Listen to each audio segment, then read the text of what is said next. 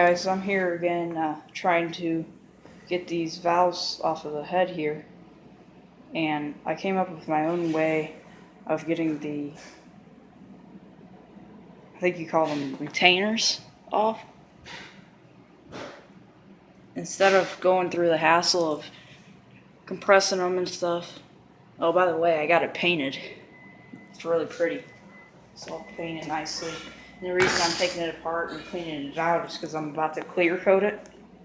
So for that, I don't want to have any kind of rubble or contaminants on it. I'm going to get new ones of these bolts, the valve cover bolts, and it comes with these new things that are rotten right now.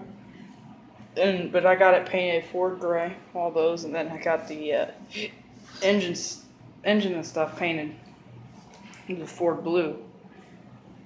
And I'm going to get new freeze caps with the engine rebuild kit. But right now, basically, here I'm set the camera up so you can see how I'm removing these.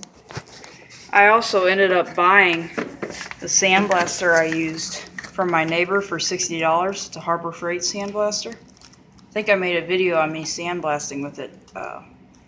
But yeah, I ended up buying that from him for $60 because he had no use for it anymore. Very nice guy. He's the one who gave me the MTD mower that I just got a transmission for when I was down at the lake for a week. That's why I wasn't making any videos.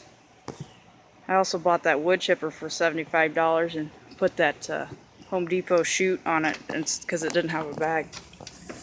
But anyway, let me get you set up. Alright guys, got you some better light there.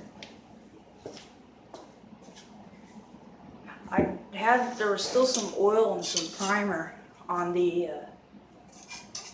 head gasket, or not head gasket, valve cover gasket surface here. So you can see the paint comes right off pretty well. And the sand is not really stuck to there like it looks like. But anyway, back to getting this apart.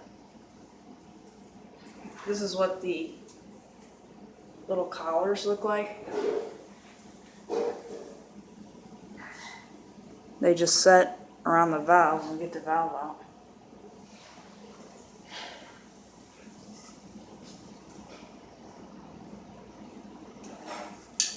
You can really feel how locked up this is because of the sand.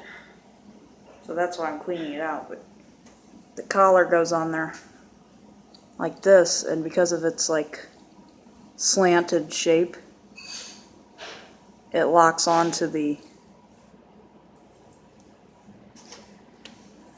let me get it on there. It locks into the valve spring holder, I guess you'd call it, like that, and it can't go any further. But that's all there is to it, and I'm making sure I keep track of every single one of these parts just in case I do want to reuse them. Wait a second. Where did that rubber boot go?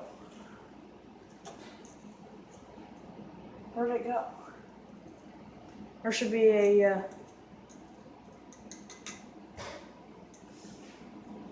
a valve seal here.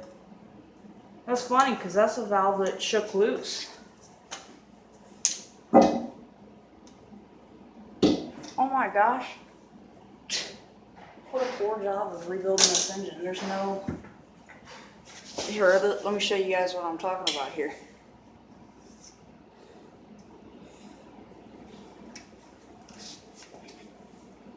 This should be right here. And that seals it up. And I can tell there wasn't one on there because I can see sand and clutter there. Unless I'm just tripping. I'll have to rewatch this video. I don't want to stop the camera now. Yeah, that's a shame that they didn't have one on there, so I guess I'm going to have to find a new set of those. I probably need to replace them anyway. Like, I'm just putting them in a row here, keep track of them. So you basically just take your socket. I've got this as a block. I'm going to lean it up here for you. Basically, you put this here, and then put that right on top of it. Then you take, you guys can see that, right? Yeah, you can see. Put this on top. And I was like trying to use a little hammer. That ain't gonna happen. So I get my 10-pound sledge. And you don't want your fingers here or else you'll have oopsies. That's how it's done. Screw those valve compressor tools. I mean, that's just so much easier. And then you pull this out the bottom.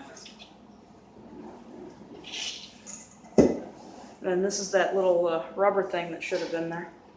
That one's beat up. Or not beat up, it looks like it's kind of pushed on there a little bit too far.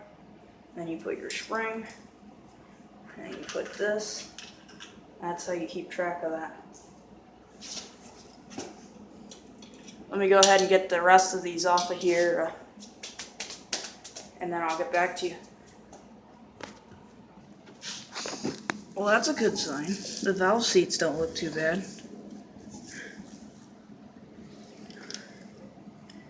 That one's pretty hot. I think that's a exhaust valve. Yes. That one looks like it got pretty hot. It's actually, some of them look like they've been cut. A few of them are uneven, but they look fine to me. I'll get them checked, but I got that all cleaned up and everything. I mean, it's still dirty, but I don't know if I'm going to have it hot tubbed. I think hot tubbing it will take stuff off of it, so I might just power wash it and dry it quickly so that way no moisture rusts it out. You know, so. But yeah, it's looking pretty good so far. Let me go ahead and clean it up with some of this spray. I'm going to reassemble it, and then I'm going to clear coat it. I might not reassemble it, actually. I might just clear coat it out there, those parts and those parts, and then clear coat this one in here with the board underneath it so it won't get on the floor.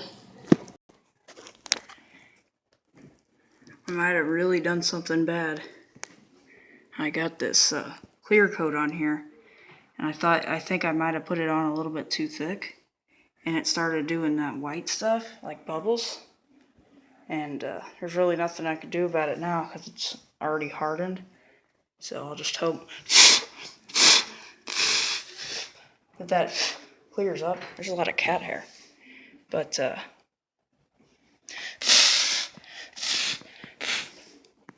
yeah. So it's not a big deal. I mean,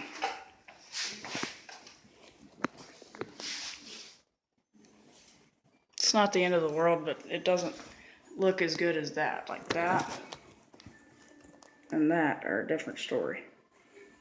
You can obviously see it, even like from a distance. You can see the distortion, or but I also globbed it on really thick right here, just about as thick as over there. And I don't see a problem anymore there. I think it cleared up, but we'll just have to find out. And I got all this cleaned